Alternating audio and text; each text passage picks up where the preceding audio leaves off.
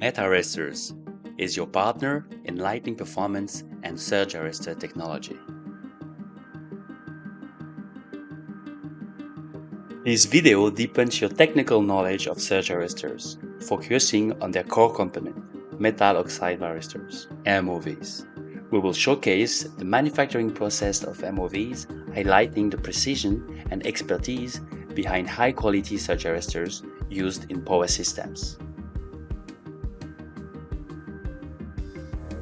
Hello everyone, my name is Florent Giraudet and I work today as a professional consultant in the field of lighting performance and surge arrestor technology. Today we have the opportunity to visit Xi'an Tiangong Electric Company, or TGE, which is a major metal oxide varistor manufacturer located in Xi'an, China. MOVs, or metal oxide varistors, are critical components in surge protection for power systems. In today's video, our intention is to educate industry professionals for MOV technologies and surge protection. And we will showcase the state-of-the-art manufacturing process of metal oxide varistors at TGE plants. So we are very thankful that they can open their door to us so we can see their secret and see how they stand out from the crowd. Before we dive in, let's first understand what MOVs are and their role in surge arresters. Often overlooked, they are crucial components in the power grid. Every surge arrestor design and associated MOVs undergo rigorous testing to showcase its electrical features and prove its long-term stability. Whether we talk about zinc oxide ZNO blocks, metal oxide varistors MOVs, or metal oxide MO resistors, we are discussing the backbone of the surge arresters manufactured today for the electrical industry. In this context, we are referring to medium and high voltage power systems operating above 1 kV AC or 1.5 kV DC, although application exists on low voltages. Surge arresters are used to ensure, as much as possible, an uninterrupted supply of electricity to users, even in the presence of overvoltages caused by lightning and switching surges. MOVs have unique nonlinear characteristics that help limit overvoltages and divert excess energy safely to the ground.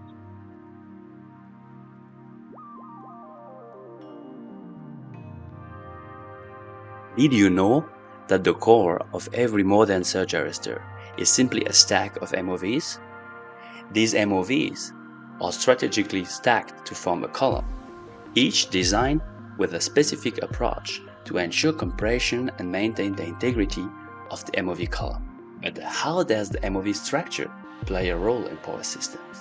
To achieve the desired energy handling capacity, charge transfer capability, or a specific residual voltage under impressed currents, it's essential to have the right number of parallel paths within the MOV to support current flow.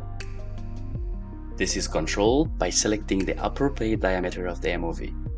Typically, the diameter is limited to around 120 mm due to construction constraints. For higher performance requirements, multiple MOV columns are connected in parallel within one or more surge arrestor housings. In summary, the diameter of the MOV directly influences its ability to handle high current densities from transient surges without sustaining damages. Each boundary layer between two ZNO grains has a breakdown voltage of approximately 3 volts, depending on the structure. To achieve the desired overall breakdown voltage for a specific application, the MOV must contain the appropriate number of serial grain boundaries.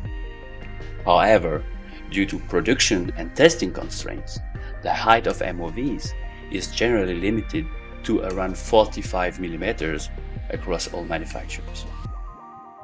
Therefore, in high voltage surge arresters, multiple MOVs are stacked to meet the required performance. In summary, the height of the MOV is critical for managing temporary overvoltages and ensuring stable continuous operating voltage throughout its service life.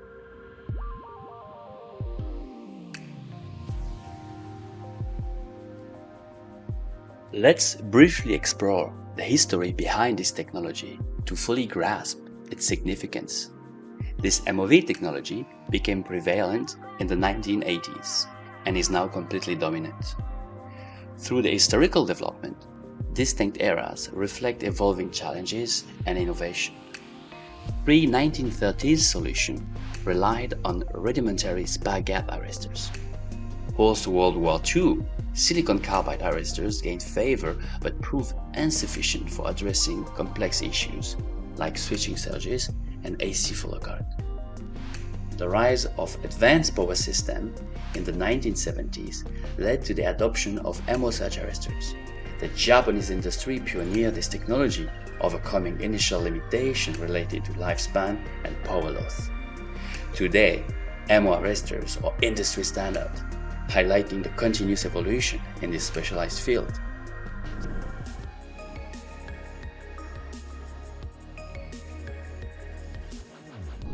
We will now walk you through the step-by-step process of creating MOVs.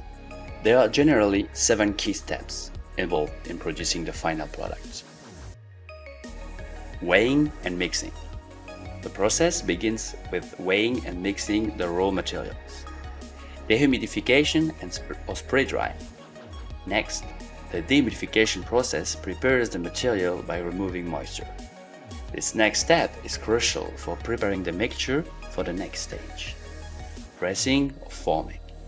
The material is then pressed into an initial shape, giving the MOV its preliminary structure. Parallelizing and sintering. Once the MOV has its initial shape, it undergoes parallelizing and sintering. These processes remove certain compounds and help form the grains and grain boundaries, resulting in the MOV losing approximately 50% of its initial volume. Passivation or coating. After sintering, a passivation layer is applied to the lateral surface of the MOV to provide a protection against environmental factors. Surface preparation and electrode application. The next steps include surface preparation and the application of electrodes. These steps are essential for facilitating the stacking process and ensuring proper conductivity between the MOV blocks. Final verification and testing. Finally, electrical tests are conducted to verify that the MOV meets the specified characteristic for electrical performance and energy capacity.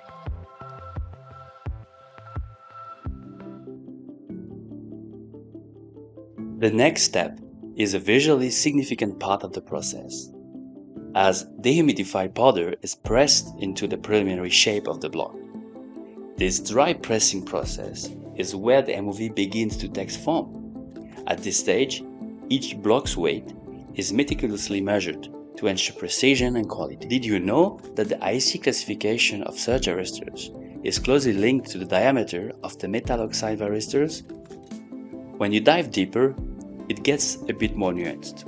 The QRS rating, repetitive charge transfer, is directly connected to the performance of the MOV itself, while the WTH rating, thermal energy, involves not just the MOV performance, but also the thermal dissipation behavior of the surge arrestor design.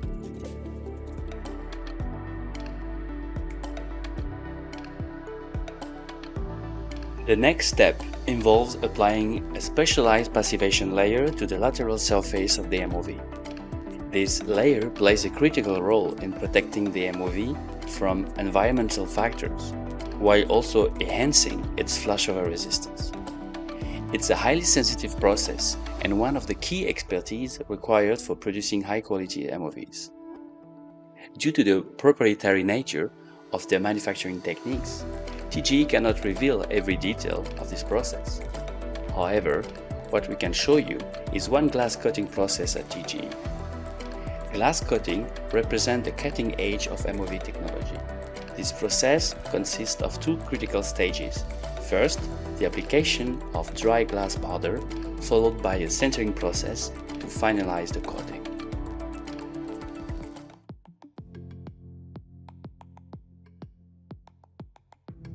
So we are here in the aging laboratories.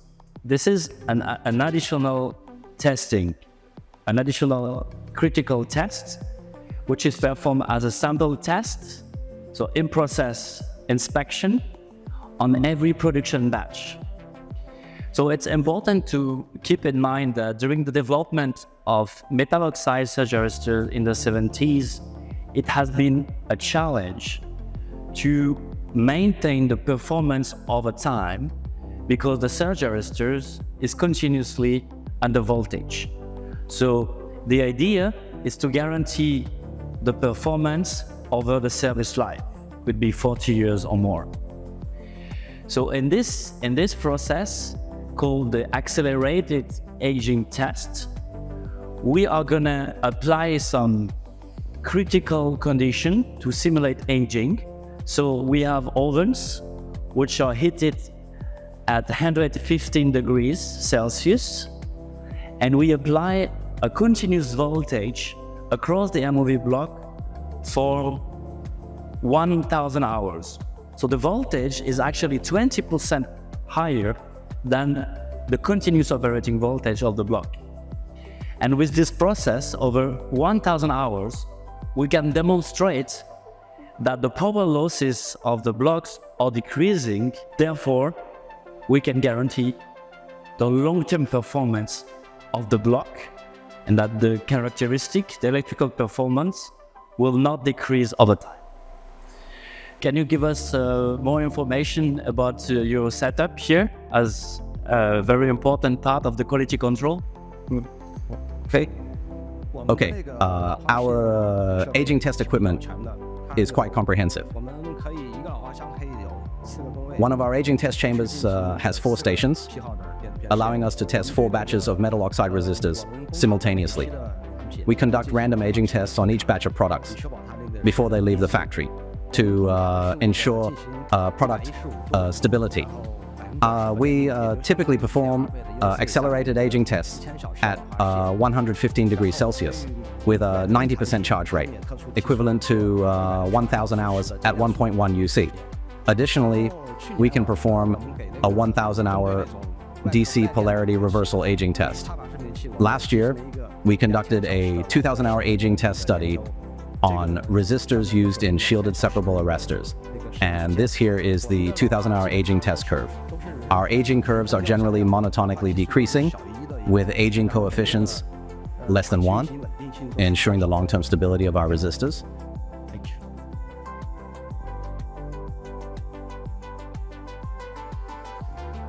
Metal oxide varistors may seem simple, but the precision and expertise required to ensure consistent production quality are critical. We have only scratched the surface of the process related to MOVs. The journey of manufacturing, testing, and installing surge arresters in the field is extensive, involving numerous steps to ensure reliable equipment that not only meet international standards, but also achieves the highest levels of industrial excellence. We extend our gratitude to TGE for the opportunity to showcase their manufacturing facilities and illustrate technical concepts through real-world production processes. Thank you for watching. Stay connected by following us on LinkedIn, where we share new content every week on surge arrestor technology and lighting performance. And don't forget to subscribe to our YouTube channel for exclusive video and insights. For more information about metal arresters and how we support the electrical supply industry in managing lighting disturbances and surge protections, visit our website.